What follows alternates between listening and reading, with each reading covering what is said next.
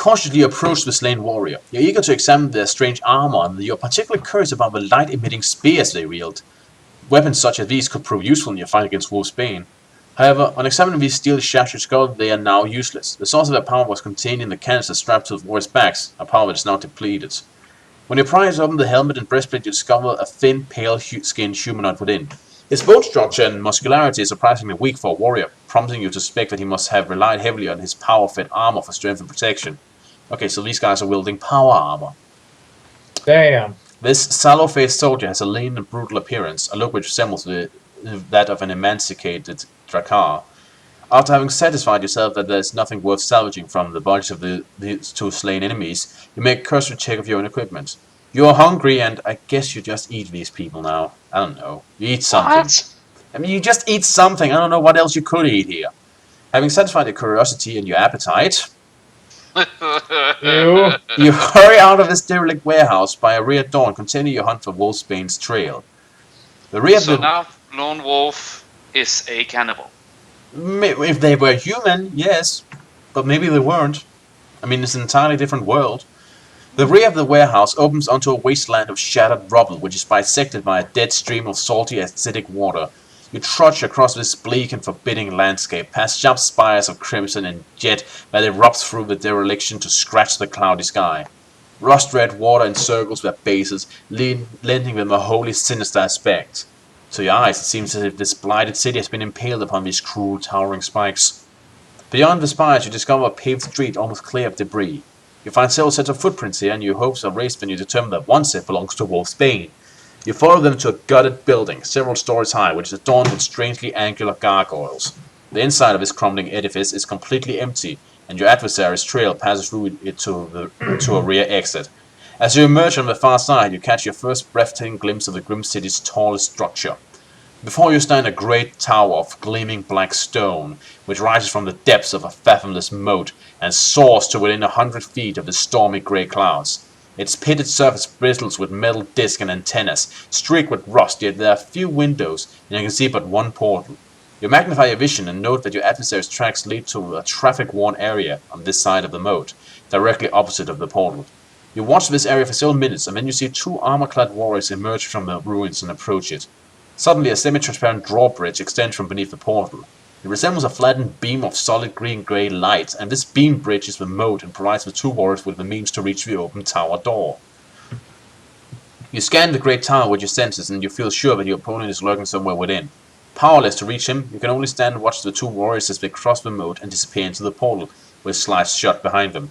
At first glance, this stronghold looks to be impregnable, but you have gained access to far tougher fortresses in the past, and you refuse to allow your spirits to be dampened by the daunting task of finding a way into this one. For 2 hours you observe the tower. During this time you sense that an invisible field of energy surrounds the wall, a defense that complements the terrifyingly deep moat. This force field disappears only when the portal opens and the drawbridge extends to allow for the arrival of departure of armored warriors or strangely horseless wagons that hover a few feet from the ground. But the great door remains firmly closed. I'm sorry, have we entered some sort of cyberpunk realm? I think so, if you will. Okay, so there's magic here, so it's not so much cyberpunk as it is Shadowrun. Okay, this book went somewhere really weird. You notice that the sparse traffic of warriors and wagons passes along one avenue. It is the only thoroughfare approaching the tower, which has been cleared of debris. It is an uncomfortable vigil, but by the time you spend observing the tower is rewarded when a bold plan gradually takes form in your mind. You assess that an entry to the tower could be effected by two means. If you were able to ambush a warrior and use his armor as a disguise, or if you were able to stow away aboard one of the wagons approaching the moat. Which of these plans do you wish to enact? Maybe the whole ambushing warrior is a bit more risky, but I would go for that though.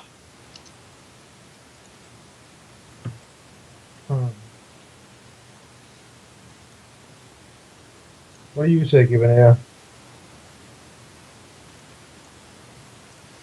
Let's focus on finding Rock.20 annoying guy and try to steal away in a wagon. Warlord, you're the tiebreaker. I'll get a coin.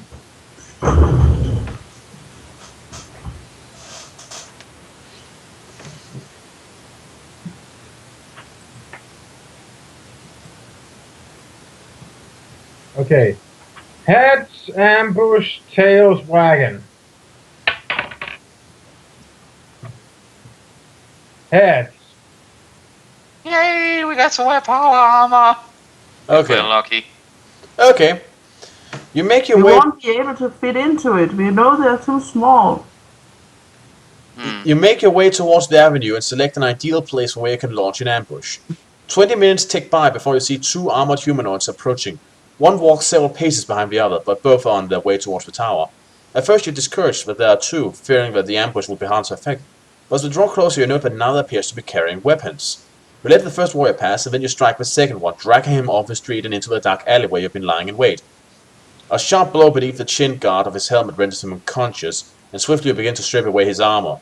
All is going to plan until a scraping noise behind alerts you to trouble. His companion has noticed that he is alone and retraced his steps to investigate the sudden disappearance of his brother in arms. You are holding an armored breastplate in both hands when he comes striding into the alley. You hurl it at him, hoping to buy yourself a few precious seconds in which you can unsheath your weapon, but the warrior bats it aside and attempts to close his hands around your throat. And there's a picture of your opponent. Uh-oh. So yeah, this dude. Okay. Holy shit! What the fuck? That's some odd looking armor. Seriously, what is up with that shield? That's not a shield, that's him batting the breastplate away. Oh, Any case, you're fighting the Manoid, Manoid. armed with the power glove, which he likes because they're bad. No, seriously, he's armed with power gloves. Oh, for goodness. Can we kill him already? Yeah, I'm sure. Right. So, give an ear, roll a die.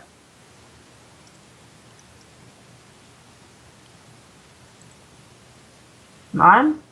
Well, that didn't take long. You won. Oh. You just react and stab that guy in the face. You won.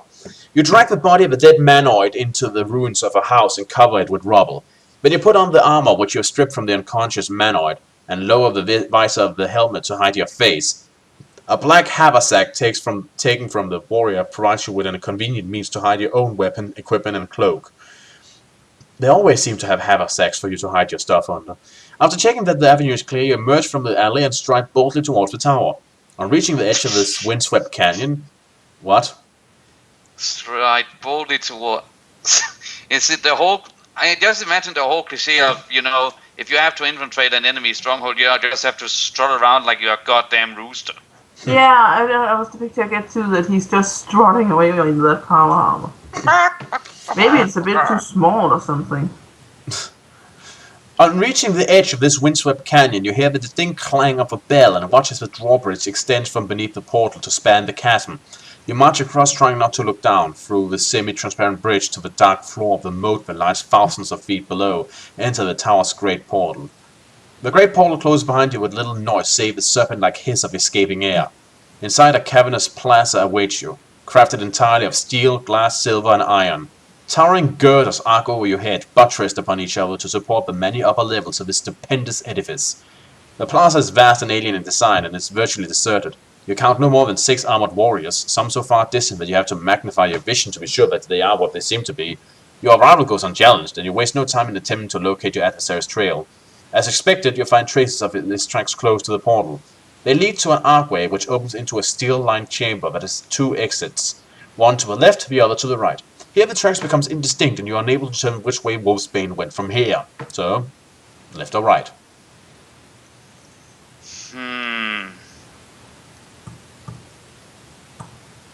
Because I like that side, I think we would say left. Whatever, Joe.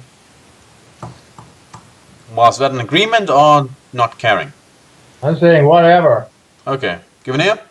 3-1's as good as the other, so.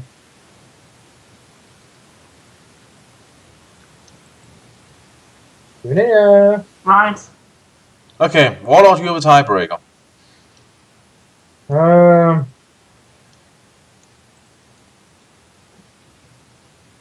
Left. This exit leads to an echoing tunnel constructed from sheeted steel. Its walls and ceiling are lined with iron pipes and braided copper cables for most of its length. You follow this passage for several hundred yards before arriving at a null which crosses it from left to right. Do you wish to use telegnosis? Yes. Yeah, sure. Your advanced Kai Master reveals to you that a hoard of precious platinum is stored in a chamber at the end of the left corridor. Do you wish to explore the left corridor or the right corridor?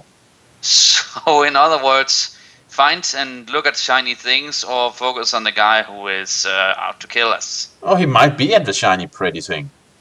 Maybe, but in that case, I can only agree. So you say what left? I say go look at shiny things. Okay. Yeah, sure. The passage ends at a door crafted from sheeted silver insets with circles of iron. It has no handles and there appears to be no lock. You try pushing against it, but to no avail. It refuses to open. Then you notice a small slit cut into the frame of the door, and when you run your fingers across it, you detect the telltale vibrations of an electrical lock. Do you wish to use your iron disc? Yes. Yeah, sure. You insert the iron disc and the portal slides open to reveal an impressive sight. Your chamber beyond is stacked to the ceiling with coils of wire and solid bars made of pure platinum. These items are worth a vast fortune on your home world of Magnemont. Jackpot. Yeah, but we can't carry anything. Yeah, we can't. I'm pretty sure we can't carry that many of them. Okay. You can take as many platinum ingots as you want, but they each count as 2 backpack items. I Yeah, had see. that go. Seriously, I had the dream for just 5 seconds, but it was the 5 seconds of this goddamn thing. Also, I guess this expands your iron disc since the thing swallowed it. Yeah. Yeah, it basically ate it, I think. Well, that was impressive. Then you leave. As you leave the chamber, the portal slide shuts and your iron disc emerges from the slot. Oh hey, you get it back. Oh. How nice. You take the disc and slip it back into your pocket as you retrace your steps to the junction. On arriving there, you continue ahead and begin your exploration of this new passageway. This passage ascends by a slope to a chamber that is lined with sheets of a glassy jet-like mineral. A flight of iron steps ascends from here to a landing where a circular stair continues the ascent to the levels above. On a shelf beside the opening to the circular stairway, there's a steel cage containing a small primate. It reminds you of a Kakami, the wild primates who inhabit the forest around the Kai Monastery. This creature seems to recognize you, and as you approach the stairs, it begins to shriek with fear. Rather than risk drawing unwanted attention to yourself, use your innate skills of animal control to calm and subdue the frightened creature. Do you wish to release it from its cage, or just ignore it? It would be the equivalent of letting a monkey loose in a military base somewhere, I think. Yeah, but also But he said to let the monkey loose. He'll let the monkey loose. Sorry. I'm sure I pretty much butchered that quote. Sorry. Seems very cruel to just leave it. Let's open the cage and let it out. Okay, let us release the monkey. You open the cage door and command the creature to jump out into your outstretched arms. You're hoping to be able to use it as a guide to help you find Wolfsbane, but the primate does not cooperate as expected. It is deeply confused. It thinks that you are Wolfsbane and adamantly it refuses to leave its cage. You detect that it has suffered cruelly at the hands of the impostor, and this sudden realization serves to strengthen your determination to find and defeat him. You take one last look at the pitiful creature before closing the cage door and continuing exploration of the tower by way of the circular stairs. You could have left the cage open, you dick! And I just get the feeling New that headcanon. We make sure to bring this thing back with us. We add this Yeah. to a horde of crocodile people and zombies and whoever else work at that restaurant. It's our No. mascot now. Yeah, Yay! we'll have a monkey. Yay for monkey! Okay, I'll just write down. What was the monkey called? We didn't. It was just a monkey. He said it reminded him of a Kakami, which are native to his world, but you can call the monkey whatever you want. It's your new mascot. How about Chip?